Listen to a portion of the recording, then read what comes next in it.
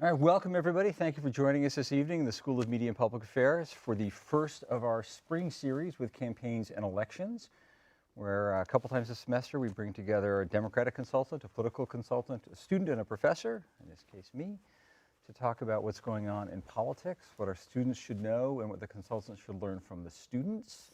I'm the director of the program, and it's really great fun to be able to do this. I want to start with introductions. We're going to dive right into the conversation.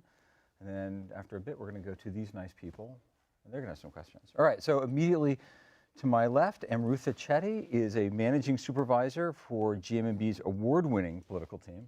No mere political team, it's the award-winning one. Playing a key role in some of the biggest races in the country, from leading testimonial recruitment for campaigns to writing and producing ads and shoots to tracking competitive spending. She's helped run competitive campaigns at nearly every level of the ballot in red, purple, and blue states, played a leading role in the firm's work on reproductive rights post-Dobbs, helping win 5 abortion ballot initiatives in 2022, and redefine the playbook on reproductive rights in a post-war world.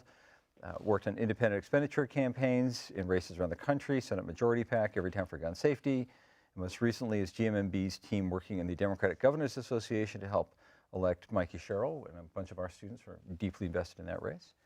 Next to her is our very own Bevan Guth. She's a native of Santa Monica, California. She's just going to be some great food recommendations in Venice. Political communications student, graduating senior, worked for Senator Adam Schiff as a press intern, supported media operations and drafting communications materials.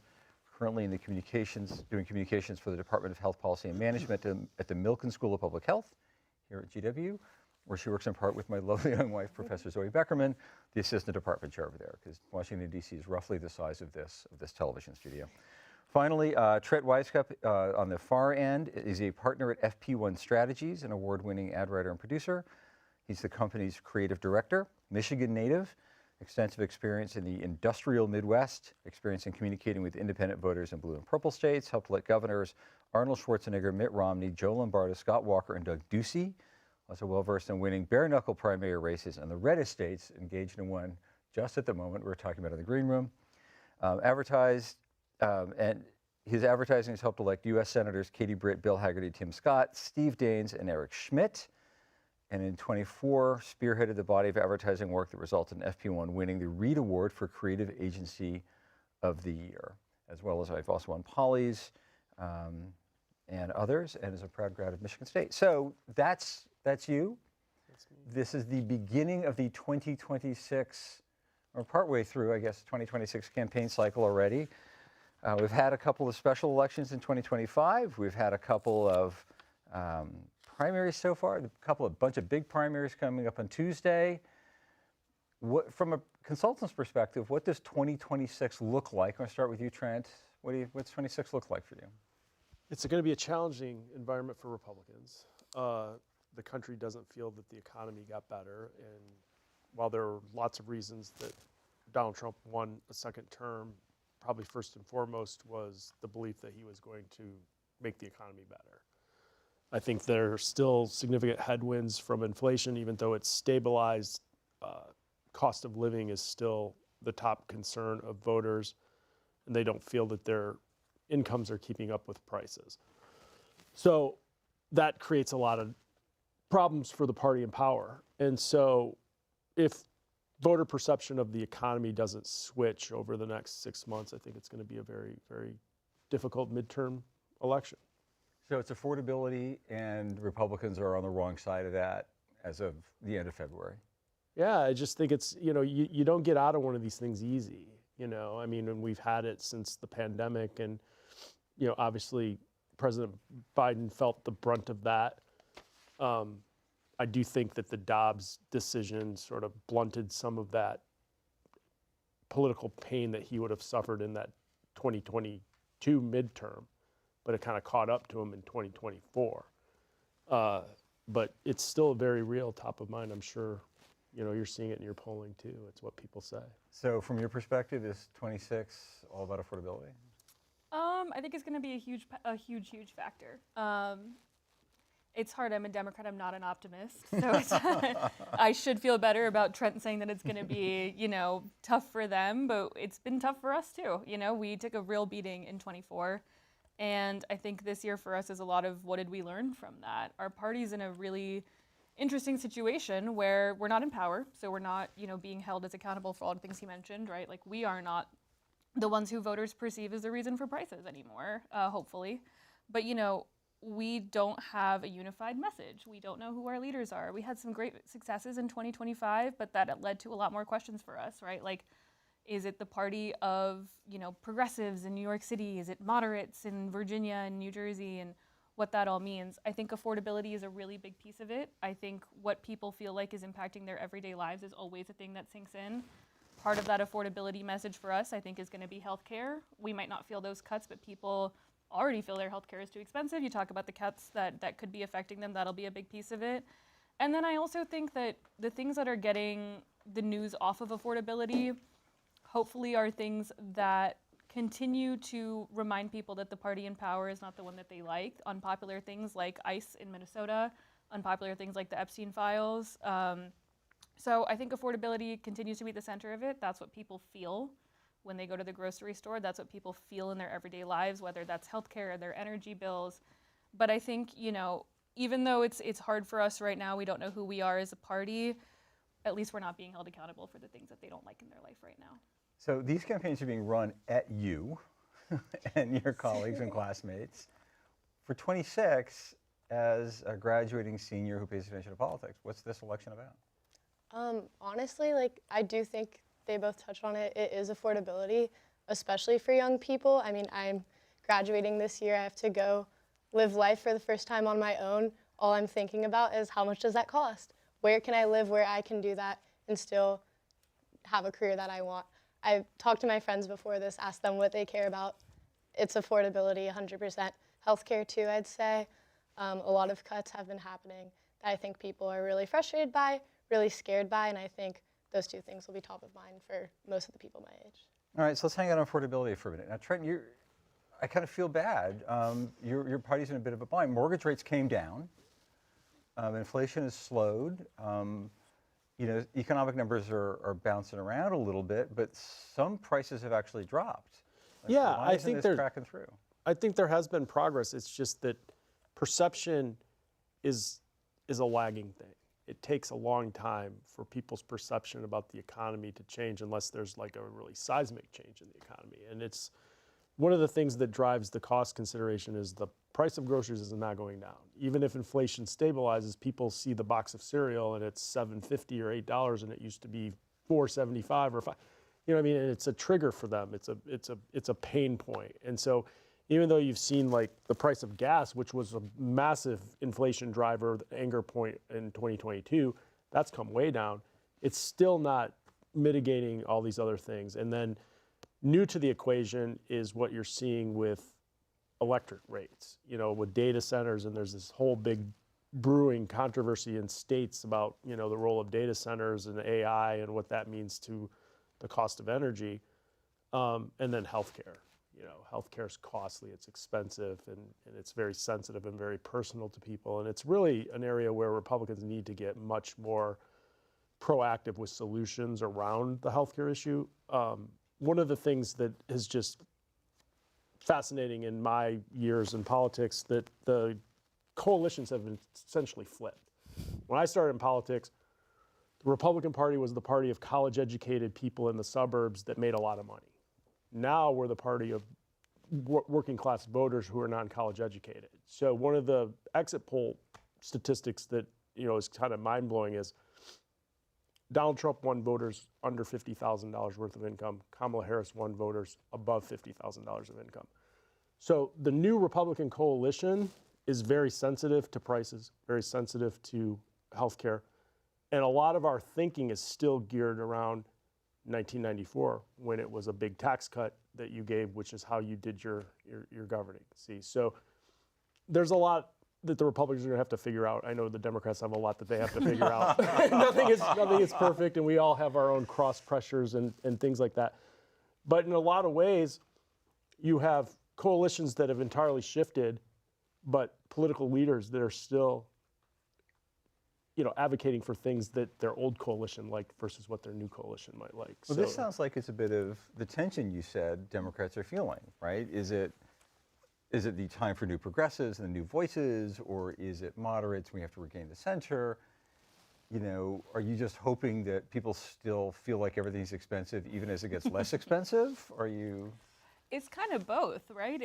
I think that would actually be, that is, I think, one of the Democrats' most central messaging tensions, I think, not just over the last cycle, but maybe since Donald Trump entered politics 10 years ago, is a lot of the strategy has been, let them see how bad he is and let them see how much they don't like him. And that is not helpful because it is, frankly, to me, and I have my own personal beliefs, but I want Democrats who do a good job and who make a difference. And I think that is where we need to refocus, right? I think the same problem, they're different problems, but they're the same in the sense that voters don't feel like the system is working for them.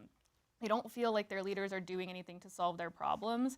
And I think if it just continues to be a cat and mouse between, well, whoever's in power will be less popular because it's what's bad and people don't like it, it's not helpful for anybody. And for Bevan's generation especially, right? Like they're gonna graduate, they're gonna go into the world. They don't feel like they can afford to live in a city. They don't feel like they can get a job. They don't feel like they can afford healthcare. You know, when you talk to people who graduated 10 years ago, some of these things weren't as question marks. And so I think for us as Democrats, I personally just want people who go and do a good job. I think a great example of this has been, you know, Zohran Mamdani has been a really polarizing figure. He's obviously very progressive. He's been, you know, an interesting person to watch, but like, he got a lot of flack for offering a lot of people a lot of money to shovel snow in New York a couple days ago.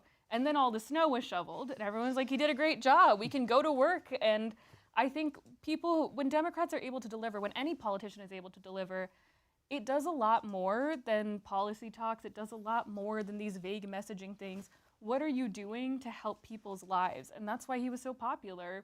People can't afford rent. He's offering to make it better. So what can we do that actually shows up for people rather than musing out loud about like, well, what's the direction of what we're doing?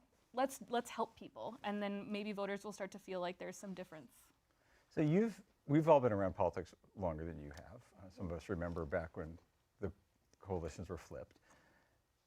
For you and classmates, not just classmates here at GW or in the School of Media and Public Affairs, but around the country, is either party relevant or meaningful, or are you just kind of tired of the whole thing? That's a great question. I do, again, student at SMPA, I'm surrounded by people who want to work in politics, but none of my friends from home do. Most of them want to go work in healthcare or something else. So I love talking to them about it because it's just a completely different environment for me. We grew up with Trump as our president. Like, he won that 2016 election when I was in 6th grade. So sorry to age myself the opposite way, but he's the only president we've ever known when we could understand what politics was like. And so I think for us, or at least I feel that a lot of the party messaging has been surrounded by this one figure. And I mean, it would be great if we could start talking about something besides one person and like she was saying, just what is the party doing? What are both parties doing for the voters, for the people? I think a lot of people don't necessarily care about what party it is anymore. It's just who can make those gas prices, those grocery bills go down, who can make our lives actually better. So 2 things I want to drop in here that I think are relevant. One is, of course, the political science name check. A guy named John Hibbing and his co-author Elizabeth Tice Morris wrote a book called Stealth Democracy in 2002 that argues that most people mostly just want politics to work most of the time, right? They like democracy to kick the bums out. If stuff isn't working, you kick out the people in charge. That worked to Trump's favor recently. It might work against the Republicans' favor this time. And that's borne out by current polling that finds that Republicans are losing elections, at least in 2025, and the special in Texas recently, where there's a 31-point swing in favor of the Democrat, not because people like Democrats, right, but because people really dislike everybody. For many voters, it's a choice between lunch of gas station sushi or a vending machine egg salad sandwich, rather than something you actually want. So is the messaging now like on the Republican side, look, we're getting stuff done? How do you respond in this environment where people just want to, like, they want the sidewalks? I live in DC. I desperately would like the sidewalks shoveled. How do you campaign at that? Republicans are very good at articulating what they're against. To be successful in this election, they have to have a proactive economic message that puts some of this in context. I mean, there are going to be issues and wedges that are perennial favorites that can come back, whether it's the crime or it's the border or it's the issue with trans athletes and female sports and whatnot. But the intensity of the electorate is around these affordability issues. And to ignore that, you're going to do that at your own peril. So they put a lot of muscle behind passing a signature economic legislative package. You don't hear a lot of people talking about that. They better talk about it. And they better have solutions to healthcare. And they better have something to say about housing. Trump is actually putting stuff out there that's pretty good. He has taken on big pharma on this whole thing called most favored nation thing. Basically, right now we have a situation where U.S. patients are essentially subsidizing lower drug costs in foreign countries because they tend to have price control things anyway. There's a big discrepancy. Like, I'm from Michigan, so in Detroit, somebody could pay like $400 for a blood pressure medicine. Over the bridge in Canada, it's $100, So Trump's trying to do something about that. That's actually very smart politics. That's very populist. He has an ear for who his coalition is. A lot of people in Washington don't. They're like, I don't understand Donald Trump. He doesn't. Well, it's because he understands working class voters. And so Trump, left to his own devices, has very strong instincts that get into, the pain points that working class voters are feeling. Whether official Washington can get behind that, I don't know. But yeah, Republicans need to have something to say about healthcare. They need to have something to say about housing. They need to have something to say about, kitchen table economics. So I worked on the Affordable Care Act. We've been talking about drug pricing for a long time. Democrats in the last presidential cycle tried to say, look, the economy's great, because look at the macroeconomic numbers. Mm-hmm. Nobody lives the macroeconomy. Mm-hmm. They buy gas and groceries. So how do you break through saying, look, we just want to get stuff done, when people look at Democrats and said, well, like, we gave you the chance to get stuff done. Come on. It's a good point. I don't envy the position that Trent and their party is in, right? The having to tell people that something is not the way that they think it is, right? If they, even whatever you pass and whatever you do, and our party shared, I think, some of those same frustrations in 2024. President Biden and Democrats passed some huge monumental legislation, and people just didn't believe that they did anything. And that is a really difficult position to be in, is to just be screaming at a wall, no, I did it, I promise. And if they don't feel like it's doing anything for them, then what do you do? It's hard. I think, again, it's a similar problem in that, inside our party and inside our coalition, there's sort of a running gag that all of the folks in our leadership are like, somebody's got to do something about this. And we look at them and we're like, but you're the people, we elected you, do something. And the response is, but we're in the minority. How do you do that? And it's very difficult. I don't envy the lawmakers who are in the positions that they're in now, and it's a really hard thing to do. I think it's like you said, though. We have, for the past 10 years, our message has been against them. We don't like what they're doing. It's wrong. And it is, I think we had a lot of frustration in 2024, and we had some messaging misses where we were not able to communicate the things that we did deliver for people. And I think now what will be imperative for us, if we can do it in November and then push that into 2028, is what are we for? We delivered on all these things. Can we talk about them? And if there are things that we have problems with, what are we going to do about that? Even if we're in the minority, even if we can't do it right now, what would we do if we could? And it's hard when we have a very big tent that maybe doesn't agree on what those things are that we should be for, but we got to say something, and we can't just be anti-Donald Trump and anti-Republican. That only gets us so far. Fair enough. I think, by the way, now 6:22:48. We've hit a record. We've gone 20 minutes without talking about AI and politics. Let's get to it. Longest speech ever on Tuesday and record-breaking AI. So you are Generation AI, right?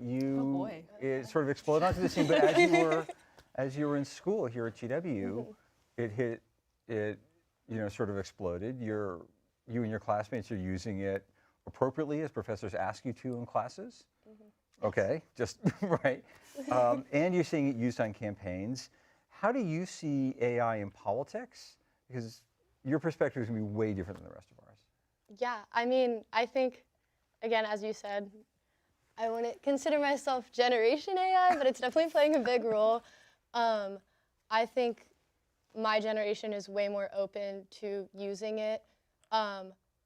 more so to streamline tasks and stuff like that, as opposed to using it to create content. I think a lot of discussions right now are about how more humanities roles will be important now that AI is taking over making spreadsheets and PowerPoints. And I think that is super interesting, and I think it will be super helpful, but I do think AI should be used in those more so streamlining roles as opposed to, making deep fake ads and things like that in campaigns. So how specifically do you and your colleagues use AI sort of in a political or advocacy purposes? I think I know people use it to help with research, stuff like that, editing. I don't think people are using it to write. If they are, they're realizing the writing's bad and they're rewriting it anyways, so it's honestly taking more time out of their days. So yeah, I would just say a lot of the background stuff just to kind of make tasks go faster or help streamline those creative processes as opposed to creating the content for us. Now, I want to come to you last because we had this conversation ahead of time.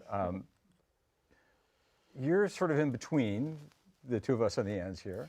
Have you seen technology changing, and how are you using AI in ways recognizing you can't say everything because of client confidentiality? Sure, yeah. I mean, I think for me, in where our generation is we've evolved a lot as time came up, right? Like we had, and it's been interesting to watch different people react to it differently. I don't think I've ever been as panicked as some other people have.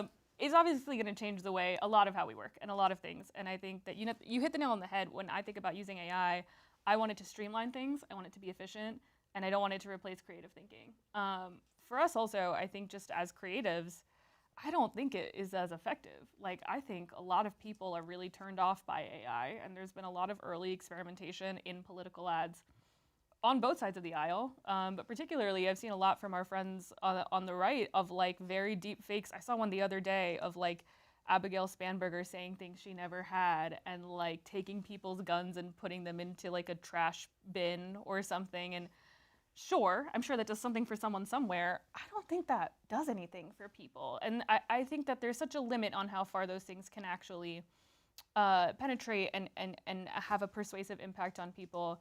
I think for entry-level folks, right now, especially in the next couple years, people want expertise. There aren't that many experts on how you use it yet because it's so new. And so I think for us, figuring out what are the ways it can make our days easier. We have to make thousands and thousands of ads every single cycle. And I would rather have more time in my day to write them and to edit them and to be creative and to think about that, to use AI to expand the possibilities of what I'm making. And so if I can spend less time in a spreadsheet and I can spend less time tracking things and I can spend less time, doing the administrative tasks, and so can my junior staff, then everybody has the opportunity to be more creative. And so I like to think about it as an opportunity, not in a way to replace any of the creative thinking that we all do, but in a way to allow us to do more of it. Makes sense. Now, the other day we were having a prep call. You talked with the technology you came up in politics with, which is a lot like mine. How are you viewing AI, and what are you guys doing with it? My firm is all in on AI. I feel AI is going to totally transform advertising and communications, and I think it is going to be more than just an efficiency tool. I think it's a powerful ideation tool. I agree that if you ask AI to write something, you're not going to get something back that's going to be very inspired. But what AI is good at is if you give something good into AI and you ask it to refine it and elevate it, it can be very powerful that way. For me personally, AI has added hours to my workflow. I could write a 30-second script in 3 to 5 minutes. I now use it for perfection. So it's added time to me. It's a unique way of using AI.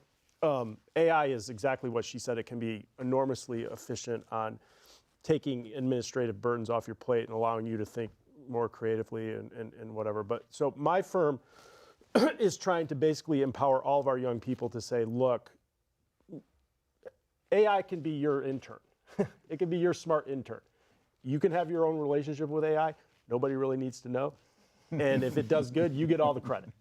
So we're incentivizing our young people to really adopt AI, not as a crutch, not as to like, go write AI slop and be like, here's my op-ed column, because we'll know and we'll say that's AI slop, that's not good use of AI.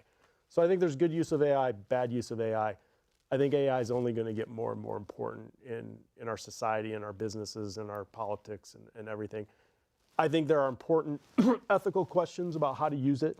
I think there needs to be some guardrails around the deep fake things, and I find that unconscionable to manufacture a candidate saying something that they didn't say. I think that there should just be a penalty flag on that. Shouldn't be allowed. Most of the LLMs wouldn't allow you to do that anyway, but people find workarounds around them and all this other kind of stuff. So the American Association of Political Consultants is grappling with that. You've got I think 26 states that have deep fake laws. So this really will be the first election where these video tools are really at use, because VO came online last summer, So I think we'll know a lot more after 26, and then we're going to get into 28 and we'll see. But there also could be a backlash to AI. If there are job displacement things, then I think you could see it becoming more of a hot button political issue. So we'll have to see. But from FP1 plus communications perspective, we're trying to embed it into our culture and use it as an innovation tool. Let's talk about the ethics piece of this. What are the ethics of using AI in politics? That's like $1 billion question. Quite literally $1 billion, I believe. Yeah, actually. quite literally. Yeah, I mean, I think it's just absolutely unconscionable to put words in people's mouths that they haven't said. I think that it is really scary to think about. I mean, even beyond just politics and campaigns, the security implications of that are terrifying. There's even then, you can take that and say that's this end of the spectrum, it's horrible, everyone agrees. We start to get a little bit closer into a gray area when it's like, well, what if someone said something in writing, but you can make it sound like Chuck Schumer said it out loud? Which is a real life example. It has happened. And how unethical is that? I would say it's unethical. He didn't say it out loud. You don't have him on audio, but there's a gray area there, right? Maybe he did say it out loud when he said it to the reporter and you just don't have it. What is the sort of piece there, and what do you do? Then there's also where I find it to be less unethical and harmless is we made this ad, it never went anywhere, but it was an ad about calling someone a chameleon, and we wanted to show a chameleon walking all over tax bills. If I had to go find and cast a chameleon and had to train the chameleon to walk on a gas pump to talk about how expensive gas was in New Jersey, that would have cost millions of dollars. I would have never been able to make that ad, and our beautiful script would have gone in the trash.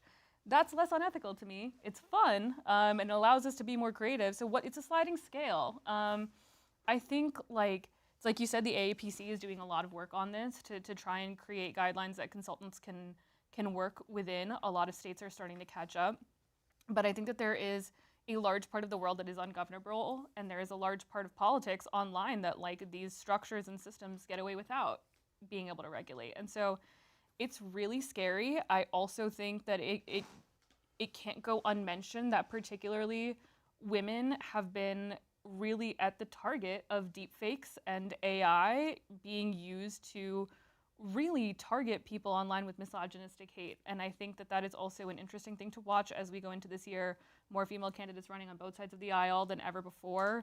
And also the ways we start thinking about 2028 and how we start thinking about some of the big leaders in our party. And I've seen some of the most horrible things online with people like AOC, Abigail Spanberger, these huge female candidates in our party, and also in the Republican Party being attacked with deep fakes. And it's, what are we doing to protect candidates? What are we doing to protect people? And what messages do we send to voters about how it's okay for the discourse in our politics to continue? Makes sense. Now you're actually studying ethics theoretically, at least a couple times a week, and you're living this though every day. Mm-hmm. So how do you view the ethics of AI? Yeah, I mean, I think again, the deep fake of it all is the most concerning aspect of it. We were talking about this in class this week or last week.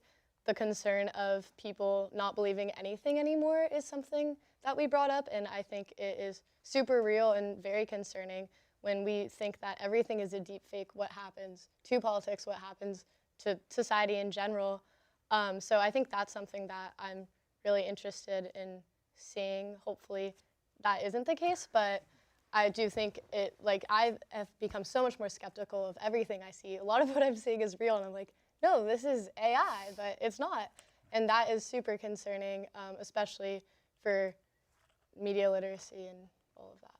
And it's totally in the tech companies' interest to have a hard line against deepfakes, because what you're saying is true. If people can no longer trust what they're seeing online, then our democracy has some very serious cracks in it. And so I think the X's, Google's, Facebook's, whatever, they should be aggressive in policing deepfakes, and they should have the technology to determine whether that is happening or not. We'll see how they roll that out. One of the things that is a real gray area with AI is usage of a candidate's likeness. Now, I 1,000% agree that you should never use AI to have somebody saying something that they haven't said. But is it unethical to use AI to create a likeness of a candidate in a dramatization type effect? Because we do that all the time with actors. I've hired actors and won Polly's and Reed Awards for casting lookalike actors and have them do funny things.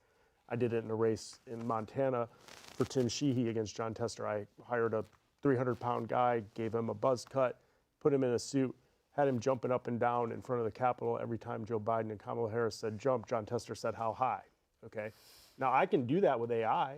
Is that gonna be unethical? It wasn't unethical when I cast an actor, I won a Polly for it. But if I did it with AI, would people say that's unethical? I don't know, these are questions. I think that's the real, where the rubber hits the road is, are you going to be able to use AI to create candidate likenesses in political advertising? And I don't know, different people are gonna have different opinions. You hit on something I think is really important when we talk about AI, is a lot of the ethical questions AI raises aren't AI questions. They're ethical questions, right? In 1912, I think, the Senate tried to pass legislation saying you couldn't put fake pictures of politicians next to each other. In 1912, right? And so that's not an AI thing, that's a can you have fake pictures thing. So is AI old questions in just like bigger, louder, faster, or? I think it's old questions amplified times 10,000. I think, you're talking about tech companies needing to do the right thing. I don't have a lot of faith in them. I think Bevan, when you're talking about, can you believe anything that you see online? That was a question for me before the first LLM was launched online, because tech companies have been at the heart of misinformation models. We've seen this for so long, right? Like they have been, Meta and Mark Zuckerberg had the opportunity to, police online great amounts of misinformation. They didn't do it. And, you see X now, I still call it Twitter, I refuse. But they have opportunities to cull misinformation and to be responsible arbiters of the internet. They didn't do it, and that was before AI. And we saw there have been hundreds of documentaries made of the 2016 election and misinformation online. That was happening way before then. There was the misinformation happening in 2013 about things as tragic as the Sandy Hook shooting. And so I think this is really scary because of the actual mediums of it, right? Like if you have videos of somebody that don't exist, that is really scary as opposed to, a tweet saying, some people are saying blah, blah, blah. Obviously the medium of it is scarier. But I think it's the same age-old question to your point. It's like I haven't been able, since I've been on the internet, I've been told not to believe everything I see on there because it's the truth. There's no responsible people arbitering the information. There's no policing the internet. It doesn't happen. And I think tech companies, legislators have had decades to do something about that, and they haven't. And so it gets scarier and scarier because there is just less of it that's governable and less of it that can be regulated as we head into not just politics, but every facet of the world and what people get online, which is everything now. Mostly scary things to think about. Yeah. So I'm going to change Yeah, the subject sorry. because it's been that kind of a week. Full of room of bright young people, many of whom want to go into politics in spite of the terror and the scariness and everything else. We're at the beginning of a campaign cycle. What should people who want to get into politics do now to start their careers? Moving into an important and interesting cycle. What's your advice? I think early in your career, there's no substitute for working on a campaign. Pretty much everybody who is in a senior level position in politics in Washington has real on-the-ground campaign experience and a lot of it. So campaign lifestyle is fun when you're young because it's a lot of hours. You don't have, spouses and children and obligations, you can fully dedicate yourself to that high octane work schedule, I'd encourage you to go get on campaigns and learn about it and do a few of them. You can always come to Washington as an experienced hand and get a job at a consulting firm. You're going to be more successful in that path if you have real world campaign experience. There's no substitute. So how do you do that? Somebody here says, you know what, I'm a young Republican, I want to get out there. What do they do tomorrow morning to actually get that gig? Well, sometimes in politics you got to get, I don't know so much on your side, but on my side, we like take free labor. It's a bad thing, but yeah, interning for free. That's how I got my start in politics. I actually did it the opposite of what I just said. I came to Washington as an unpaid intern right after college and did that for like 6 months for a Michigan congressman. Ended up getting a job in his office and stayed there for like a year and a half, and then went back to Michigan to work on my first Senate campaign. But you know, there's always people that want help on campaigns, and you know, you could go and you might not be getting a high dollar salary to begin, but it's valuable experience that will be currency that you can cash in a real way as you move up the ladder. What do you think? What should these good people be doing today to work for you tomorrow? Just ask questions and reach out to people. I think for me, when I was in their position, I had a very limited scope of understanding of how big the world of campaigns and politics was. I didn't know what half of the possible jobs there were out there. And I think like campaign jobs are great. I completely agree. Get out there, knock doors, do whatever it is, meet people, be on the ground, but also just reach out to people and ask what the different possibilities are, right? Like I did not know how big the consulting world was. I didn't know that you can be a media consultant that can mean 8 different things. Like you can be a TV consultant, you can be a digital consultant, you can be a mail consultant, you could be a research person. If you're a research person, you could be a pollster or a data person or an analytics person. And you might not want to do that immediately, and there might only be so many entry-level experiences within those buckets. But learn what the buckets are. Go ask questions, talk to people while you're in school. Just go network like crazy. Don't be afraid to cold reach out to LinkedIn. I respond to more of those than make sense, and because I like talking to young people, like I'll do it. Just ask questions and get sort of an idea of the landscape. So even if you do end up on a campaign, you kind of are understanding the world that you're in a little bit better. And I think especially, you know, I didn't come from like a very political background. I didn't know what all the jobs were, and I was very lucky to get to go to school in DC where I could learn about what the different opportunities are. So ask questions, reach out to people, ask them what they did, ask them what they wish they had done, like Trent said, and just learn what the possibilities are, because the job I have is not a job I knew existed when I graduated, and I'm very glad to have it now, and I wouldn't have it if I hadn't just asked people what I should do. Great advice, great advice. All right, I want to go to all of y'all for questions. I will keep going while you think of some. So, so on Tuesday, we've got several important primaries, the famous ones in Texas, but also a couple of other states. What are we going to learn? Are we going to learn much after Tuesday? What kinds of things are we going to learn on the Democratic side? What are we going to learn? I think, just given what the states are, it's hard for us to say, like, oh, great, we're going to know how November is going to go exactly for us. I'm watching for enthusiasm, and I'm watching for turnout for our folks, especially places like Texas, Arkansas. If we're getting very excited Democratic voters in primaries, especially like in these very deep red states, that is a huge sign for us. But, you know, it's always hard to tell. Each race, each state is different. The amount of spending in each of those races has been really different. So hopefully we'll see that there. And there are some trends from 2025. I think it's just another data point for us, right? I think I'm not a person who says, well, what happens on Tuesday will tell us what will happen in November. But we know what happened last November, so this is another data point. We saw some of the coalitions that we lost in 24 starting to come back in 25. Does that continue? We're trying to track a trajectory here, so it's one other bullet point along the way, but I'm shy to sort of draw any big conclusion from Tuesday. What do you think, Trent? Well, Senator Cotton in Arkansas is a client, and then Senator Cornyn. His comms director is a proud graduate of this program. And Senator Cornyn is a long-time client of ours, so we're paying attention to Tuesday. It's an important night for us. I think we will have a sense coming out of Tuesday how competitive Texas is going to be. I mean, she could speak to this better than I. Texas is kind of like the Moby Dick for the Democrat Party. They're going to get it one day, you know. And so if you had a situation with a Tallarico versus a Ken Paxton, God forbid, that could be a challenging situation that could burn up a lot of Republican resources. So that'll be interesting. I'll be looking to see the outcome of that Democrat primary.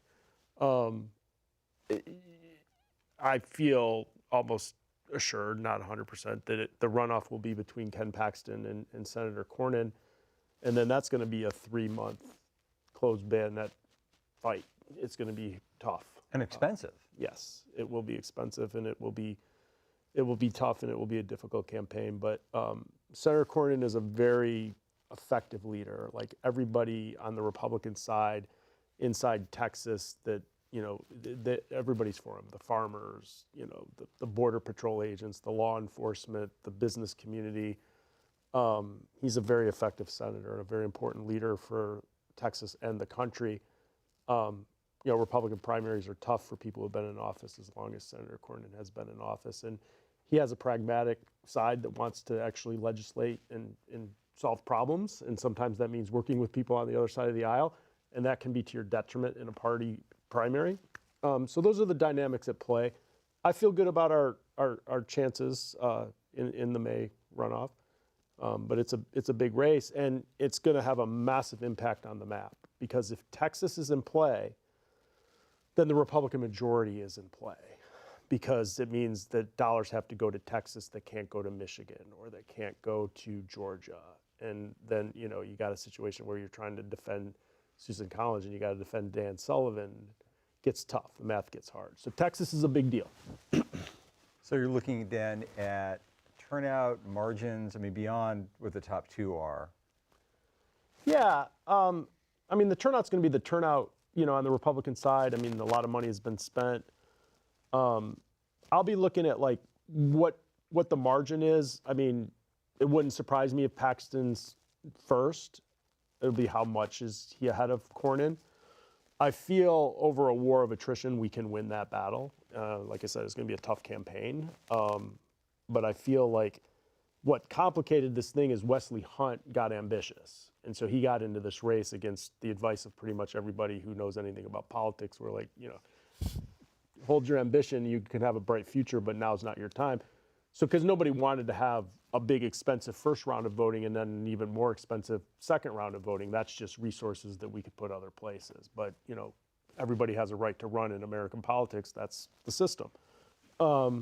So that complicated things. So, I'll just be kind of interested to see what the margin is, whether we're 1 or 2, what it is. But it's going to be a really, really big race, that second round of voting. Texas likes nothing better than all eyes in Texas. Well, they will be, yes. So, what are you looking for on Tuesday out of these primaries? What do you hope to learn?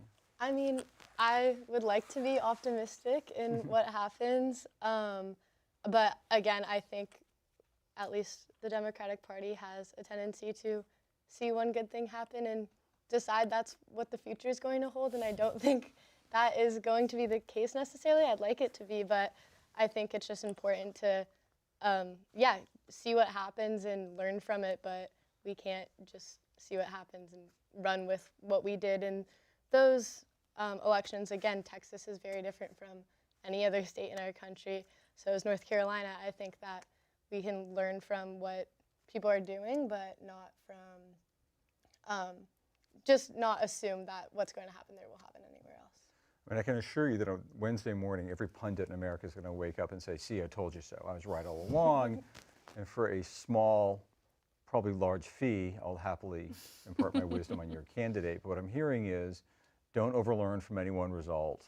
Look at trends over time. Look at turnout. Look at enthusiasm. All right, questions, other thoughts?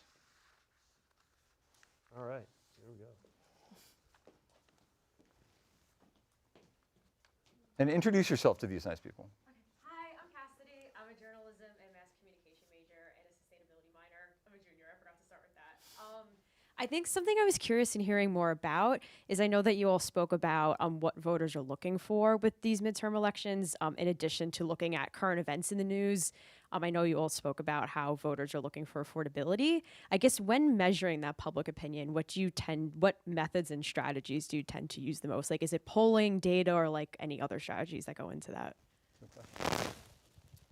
Yeah, I can start. I think, I make ads, I don't do research, so I don't want to speak on behalf of my many lovely pollster friends. But it's exactly what you said. You do polls, you do focus groups, you do a mix of qualitative and quantitative data, you track what people are seeing. And I also think for us, as we think about polling, it's not just, we're polling in this race and how is my candidate doing and how is this district doing. It is over time. Do you see repeated trends in what people are talking about? Do you see certain things floating to the top a lot? Do you see if something big happens in the news a month later, is it still having an impact? You think about something like the tragedies that happened in Minnesota a couple weeks ago or a month ago now, and is that still going to pop in the polling this month, and how are people tracking that? So I think public opinion polling is always really hard, and I think pollsters on every side get a lot of flack because it's hard to get right something that is so superfluous and vague and ambiguous, but that's on the most broad strokes, that's where we start. I don't know, Trent, if you guys do something wildly different that I don't know about. And if so, please reveal all those secrets please, now. I'm listening with open ears. Polling is an important tool in campaigns. The best campaigns are infused by data. Some campaigns go on gut and they pay the price. So most sophisticated, big statewide presidential campaigns spend a lot of money on research, and they tend to follow the research that they pay for. I think that's how strategies are developed. At the congressional level, there's less money spent on that. But most of the money spent on congressional races comes from the outside anyway. And so those are all baked in with data and stuff like that. So yeah, focus groups are a huge thing. Polling is probably more important than even focus groups. And it all kind of goes together. And what will be interesting, to go back to AI, synthetic audiences is going on. So that's important. Talk about that. I think it's a really interesting development. You can do research against AI personas, and you can build them based off of voter data, and you can run focus groups against them, and you can do polling against them, and that is going to be a growing part of the industry. People who do traditional research are also going to be going into AI because they're going to see that AI is going to impact them like it impacts everybody else. And so I really think it's the dawn of AI, and people are treading into the water and figuring out how they're going to use it and how their businesses are going to use it. And maybe there'll be a fault line between Republicans and Democrats on it. I don't know. I feel like my side is probably a little bit more like, let's go. And maybe the Democrats are a little bit more like, let's proceed with caution. That's a generalization. I don't know that. It's probably different from firm to firm. But all of these things are going to have a role to play. I think you guys are fortunate, because in a lot of ways, you're going to be more fluent and conversant on AI than a lot of senior people in campaigns right now. And so if I were you, I would just be, learn to use AI to make you better at whatever it is that you're doing. A better student, a better intern, a better first employee. One of the, I use the intern analogy again, one of the smart young people in my office came up with that. She's like, I think of AI as my smart secret intern, And so I think you guys can think about it the same way. I'd be excited if I were you. I wouldn't be fearful. I think that there's probably a lot, that we're not going to know about AI. But I am a big believer in the strength of humanity. And I think smart people can use AI to make themselves smarter and more effective. And hopefully if this stuff gets a little dicey and we don't know, we'll have, as a society, enough, togetherness to put some guardrails around it. But, we'll see. Love the optimism. Love the optimism. Other questions?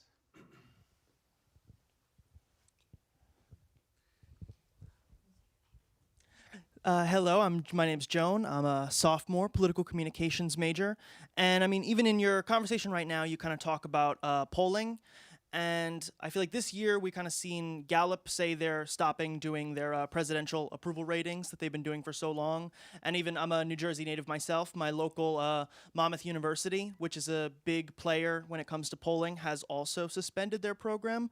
So my question is, have any of you in your work kind of seen a decline in polling that's been noticeable, or is it going to take some time for that to be more visible? Polling is a very prevalent part of campaigns, but polling has changed because it's harder to do now, and it costs a lot more money than it used to do. It like used to be when everybody had a landline, you know, And they answered their phone? and they answered their phone. Like you could do polling a lot cheaper. Now you just have to call so many people. It's, you know, response rates are low, and you know the pollsters have all migrated into doing all cell phones now. Landlines are a small part of it, and they are doing multi-mode polling, which means that they're doing a lot of texting. You text somebody a thing and then they go conduct the survey online. And so mixed modes are a big part because it's just hard to get a representative sample of people to participate in the survey. So, you know, it's a challenge, but public opinion research will always be a part of campaigns as far as I can see into the future. And the campaigns also, you tend to use private polling, right? Like Monmouth they're expensive, polls are expensive to run, so Monmouth shut theirs down because it was costing a lot of money. Gallup said there's business decisions, but Greenberg, Quinlan Rosner, Peter Hart, I mean, these are all private enterprises. Yeah, and we will never stop relying on them is the thing. It's where we start, right? It's where we start all of our big strategic conversations and decisions is like, what does the research say? You don't want to blindly follow it, but like you need something there or the other. Those tools are evolving a lot. Like we talked about synthetic audiences, the polls are getting shorter because people won't stay on the phone with you for like 20 minutes and answer a bunch of questions. So you do quicker touches. But I think, you know, there's two sides to it. There are the public polls that you're referring to that people see and you see online, and it gives people who aren't on the insider world a glimpse of something. But, you know, being inside a campaign, a lot of times you look at those public polls and you go, well, that's not actually helpful to me because of the way they conducted it or because of the way they asked a question. And so us inside campaigns will continue to poll, we'll continue to rely on research because we have to, no matter what people are saying out loud. But, you know, the public polling might shift, and I think that's just part of a larger cultural conversation about the way that people are getting and consuming political information. I think it honestly says more about our media landscape and the way that we're talking about, you know, censorship and the way we're talking about politics on a public basis, but I don't think our relationship as consultants is changing with research. So you spent a lot of time thinking about data analysis, research. I mean, we're kind of steeped in it here in SMPA. Mm-hmm. How is research changing from your perspective? I mean, I think one thing for me that I was thinking about as you guys were talking about in terms of polling and how it's adapting is I've never answered a text that's asked me a survey question ever in my life. Sorry, Trent. But it's like, I want to go into this field. This is what I care about, and I won't even answer the text. I can't imagine I would pick up a phone call either. And so I think one thing for me is like, how can we get people to care about this? How can we get them to answer questions? I mean, I'm working on my senior thesis. I have to do a survey analysis for it. I don't even know if I can get my 20 or 30 responses for my pilot project at a school of people who care about this stuff. That's what I'm concerned about. So I think for me, in looking towards a career that will involve a lot of research and data, like how I think my focus will be, how can we get people to care enough to answer these questions? Is it the AI we're setting up, well, like we're building artificial constituencies and we test against them because the bot will answer the text? Maybe. I think so. Yeah. Because I think it's getting harder and harder to get human beings to participate in public opinion research things, and that could be an advantage for synthetic audiences. And that's like, you know, we'll have to see how it all goes. I mean, my firm has a traditional polling division that does focus groups polling, and the people there are thinking about this very question. Makes sense. Yeah. Probably time for one more. Hi, my name's Mercy. I'm a political science student and a senior. You've all spoken a lot about the usage and ethics of AI in campaigning and advertising, but what about messaging on AI policy and regulation, or a lack thereof? Do you see either party leaning into that effectively heading into the midterms? Good question.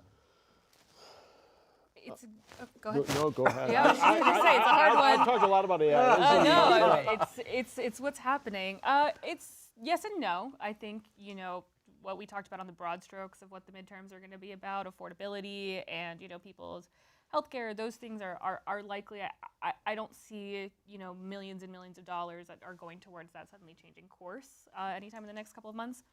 But there are specific touch points, right? Like data centers, I think, are a really big thing.